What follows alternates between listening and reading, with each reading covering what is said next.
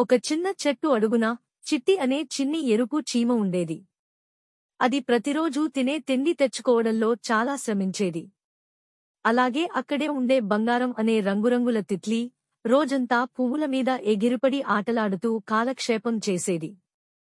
చిట్టి ఆ తిత్లీకి చెప్పేది, బంగారం, ఇప్పుడు మజా చేస్తావ్ కాని ఓ రోజు నీకు శ్రమ అవసరమవుతుంది. బంగారం నవ్వుతూ ఇలా అంటుంది, చిట్టి, నేను ఎప్పుడూ బాగానే ఉంటాను. పనులన్నీ నీకే సరిపోతాయి. ఒకరోజు భారీ వర్షం వచ్చింది. చెట్లన్నీ తడిచిపోయాయి. బంగారం ఎగరలేక వణికిపోతూ పడిపోయింది. తనకు తినేందుకు ఏమీ లేక ఆశ్రయం కూడా లేదు. ఆ సమయంలో చిట్టి తన ఇంటికి తీసుకెళ్లి తిండి పెట్టింది.